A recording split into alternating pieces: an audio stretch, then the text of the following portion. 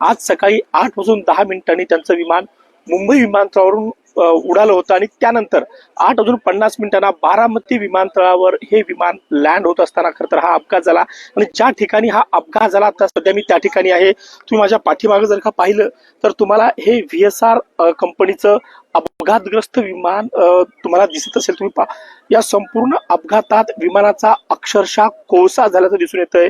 विमानाचे सर्व पार्ट सर्वत्र विखुरलेले या ठिकाणी दिसत आहेत. याशिवाय या विमानात असणारे जे काही कागदपत्र आहेत ते सुद्धा या संपूर्ण परिसरात विखरल्याचं दिसून येत आहे. आपण पाहिलं असेल हा संपूर्ण बारामती विमानतळालगतचा हा परिसर आहे आणि इथून साधारण 1 किलोमीटर अंतरावर बारामतीचं विमानतळ आहे. आणि विमानतळावर उतरण्याच्या आधीच खरं तर या विमानात अपघात झाला आणि या विमानात मोठा स्फोट झाला आणि त्यानंतर हे संपूर्ण विमान जे आहे ते आगीच्या बक्षस्थानी सापडलं होतं. आणि विमानात अजित पवारांसह 5 प्रवासी होते, त्यांचा जागीच मृत्यू झालाय. आणि माझ्यासोबत काही प्रत्यक्षदर्शी आहेत, म्हणजे अपघात घडल्यानंतर काही वेळात ते या ठिकाणी आले होते आणि जे कोणी या ठिकाणी विमानातील प्रवासी जे पडले होते गंभीर जखमी अवस्थेत म्हणा किंवा जळलेल्या अवस्थेत जे प्रवासी होते त्यांना यांनीच खरं तर इथून हलवण्याचं काम केलंय. तुमचं नाव सांगा काय मला? दीपक आहे. तुम्ही कुठे राहायला कुठे आहात? इथे शेजारी 3 किलोमीटर पलीकडे. काय झालं होतं नेमकं? किती वाजता आलं? तुम्ही काय पाहिलं? मला मित्राचा फोन आला एका कंपनीतून मित्राचा कॉल आला की दादांचं विमान तिथं पडलेलं आहे वगैरे, जाऊन चेक करतो वगैरे काय आहे का नक्की दादांचं आहे का अफवा आहे. मी म्हटलं ठीक आहे. मी लगेच उठलो, झोपेतून फास्ट उठलो, डायरेक्ट गाडी घेऊन इथं आलो. फास्ट आल्यानंतर आलो, पाहिलं एक इथे 100 ते 50 लोक होते इथले स्थानिक सगळे आणि आपले बारामती तालुका पोलीस स्टेशनचे पोलीस वगैरे इथं होते.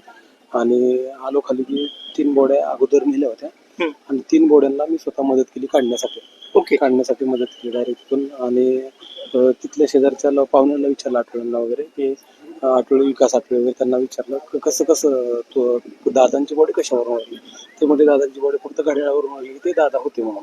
ओके, पण काय झालं नेमकं? तुम्ही आता 3च होते, बाकीचे 3 जे आहेत ते इथून ऑलरेडी शिफ्ट केले होते आणि बाकीचे 3 जे आहेत ना ते आम्ही इथून वरती घेऊन अँब्युलन्समध्ये त्यांना हे केलं. परंतु हे विमान कसं खाली पडलं याच्याविषयी काही माहिती भेटली का? जे कोणी प्रत्यक्षदर्शी नागरिक होते, कारण आपण पाहिलं असेल तर या ठिकाणी अनेक घर आहेत, तिथले काही नागरिक जे आहेत ते विमान अपघात जेव्हा झालं तेव्हा लगेच या ठिकाणी आले होते आणि त्यांनी या ठिकाणी जे विमानातील प्रवासी होते त्यांना तातडीनं त्यांच्या म्हणजे पाणी टाकण्याचा प्रयत्न केला किंवा कपडे आणून त्यांच्या अंगावर कपडे, गोदडी जे काही घरात मिळेल अंथरून पांघरून ते आणून या ठिकाणी टाकण्याचा प्रयत्न केला.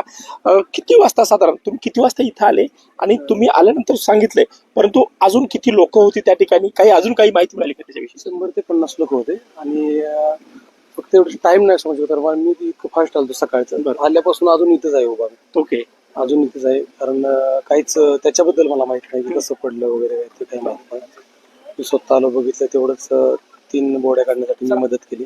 तुम्ही बारामतीचेच? हो, बारामती कटफळ बारामती. परंतु काय वाटलं जेव्हा या अपघातात अजित पवारांचा मृत्यू झाला हे जेव्हा समजलं तेव्हा नेमक्या काय भावना होत्या? ते जेवढे लोक होते सगळ्यांच्या डोळ्यातून एक पाणी आलं. म्हणजे सगळ्यांच्या, म्हणजे मी पण असं नाही की कोणी की असं व्हायला नव्हतं पाहिजे. खरं पहिल्यांदा असं झालंय आणि विश्वास पण बसला नाही की दादांचंच विमान आहे म्हणून. ओके, नाही परंतु मग तुम्ही म्हणता विश्वास बसला नाही, हे अजित पवारच आहेत, हे कसं तुम्ही ओळखलं, कसं माहित पडलं? इथे जे लोक स्थानिक होते आणि जे एअरपोर्टचे लोक होते त्यांना माहित होते की दादांचं विमान लँडिंग होणार आहे. ओके, त्यांनी सांगितले की दादांचंच विमान आहे जे पडलं आहे ते. आणि दादा ओळखले फक्त घड्याळावरून दादाच आहे. ओके, तर आपण पाहू शकता इथून या ठिकाणून अवघ्या 1 किलोमीटर अंतरावर खरं तर हे बारामतीचं विमानतळ आहे आणि विमानतळावर उतरायला अवघे काही मिनिट असताना हा अपघात झाला.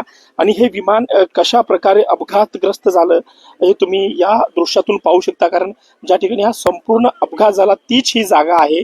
तुम्ही पाहिलं असेल VSR कंपनीचं हे विमान आहे.